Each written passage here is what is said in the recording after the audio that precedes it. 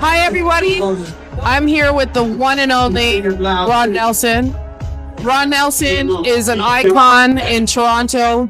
He single-handedly, with a few other people, brought hip-hop to Toronto. I have gone to his concerts from I was about 15, 16 years old.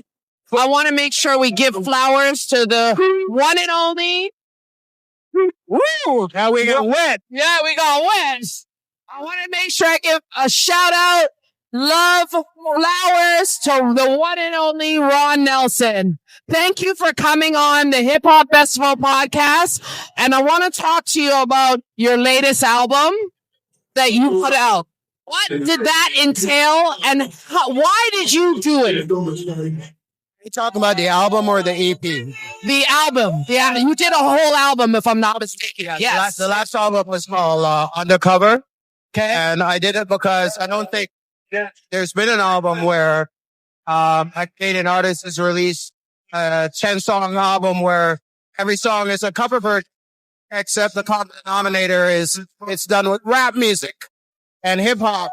So I like doing things that haven't been done before. And it allowed me to pay tribute to a lot of songs that I've loved all my life, whether it didn't matter what the genre. I went from like Tom Jones and The Police and, of course, some traditional hip hop stuff as well, some Run DMC.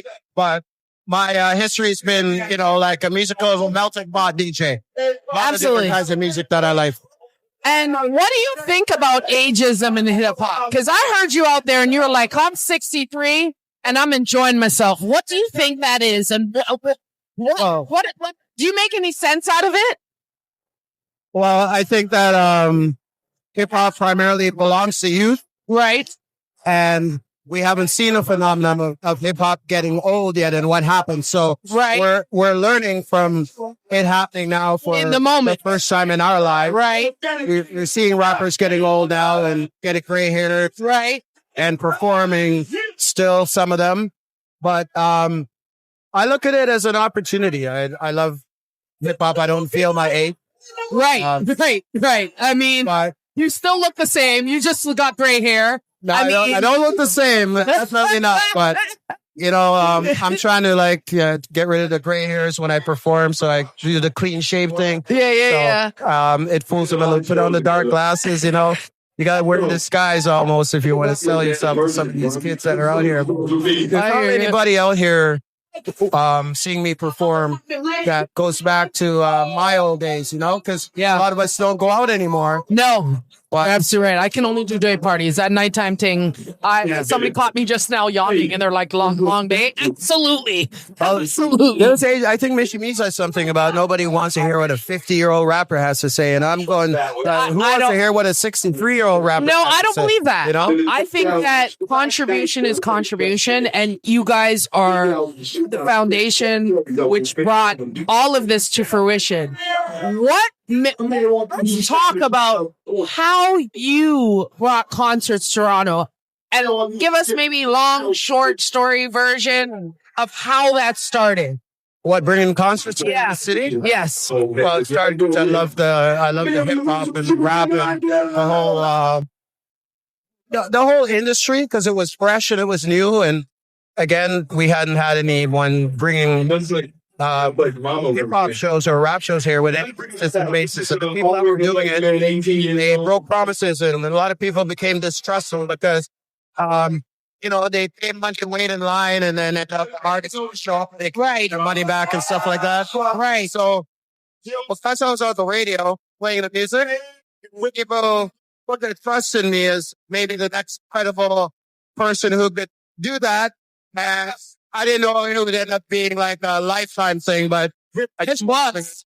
I'm a crowd pleaser, so I wanted to please those. Listen, you come from a West Indian household like myself, so we know about childhood trauma. I'll say this to you, that one of the things you did is you probably saved, we probably all got licks for coming home at 4:00 in the morning, but I'll say this, you probably saved our lives in a lot of ways, because when kids don't have anything to do, then, as you know, you can get into all kind of sorts of trouble, where you brought something to the community that allowed us to enjoy ourselves You brought artists. We were allowed to party.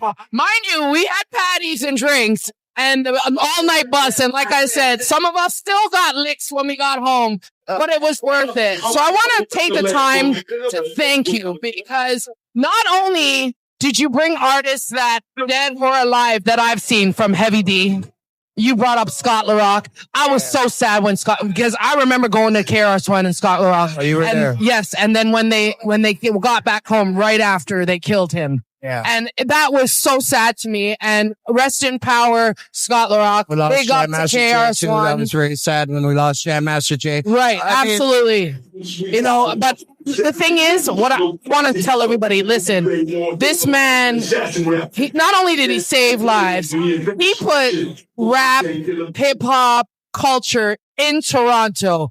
He had a lot of help, but maybe I'll say this, he was the face.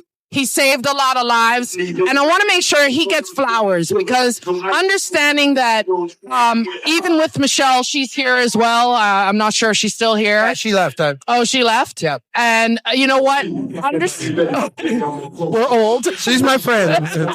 What's up, Michelle? Much music. Exactly. Big up to Michelle. Again, hashtag Rap City. Another person in the industry that was tremendous in keeping hip hop live and here in Toronto. And it's unfortunate that things change. And I'm telling you, I'm so nostalgic.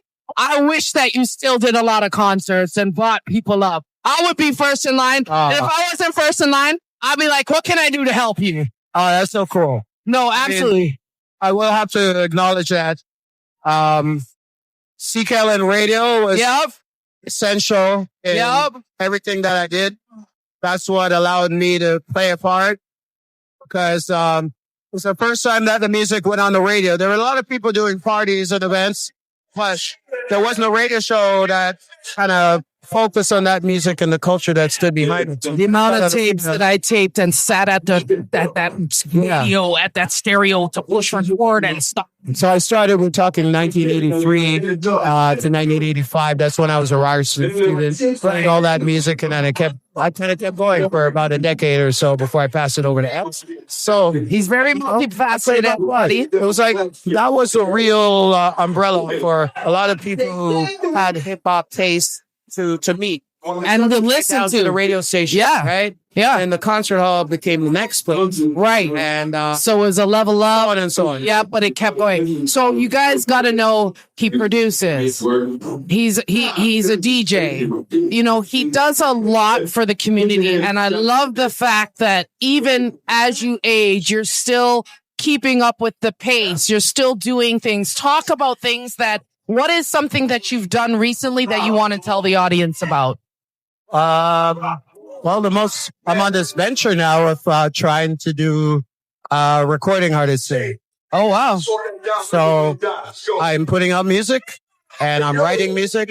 I'm producing music and now I'm performing. This is why I'm here at the Ari the Rugged Man show. 40 years too late. I put out music in 1988. So at my age, I call myself the oldest Canadian rapper that's still relevant and still acting. Absolutely, you're relevant. That's just a term, but I'm just having the most fun in my life, serving myself, self-gratifying. When you're a DJ and a promoter and all that, you please the people. Right. And I've done that for decades. So now it's your turn. I'm taking time to do what I want to do. Whether it works out or not, it doesn't matter. As long as I'm having fun. And everything that I've done has qualified me to go on that stage and to write songs and contribute, especially to represent that old school fraternity that we don't hear from so much. I still got my health, still got my voice. I'm still physically fit and mentally fit. And not everyone can say that about what's going on right now. So I'm taking advantage of that opportunity to try and make music and videos and go on tour and do all this stuff that you want to do and you enjoy your life. They're my age, So let's tell everybody where they can follow you. What are your platforms? Well, everything is connected to my website. First of all, djronnelson.com. And if you go there, you'll find everything about my history, my past, my present, and maybe what will be my future. So there's a section there called Artists. when you go to djronnelson.com, and it'll give you the link to all of my music, all of my songs, and all your socials, just all my socials as well. And you can use Linktree as well for my socials at DJ Ron Nelson. Okay. And yeah, I'm an easy person to find. Easy person. Of course, you are well known in Toronto, even though he's very. I love your attitude that again you help, but you're humble. There's no. Every time I talk to you, you're not egotistical.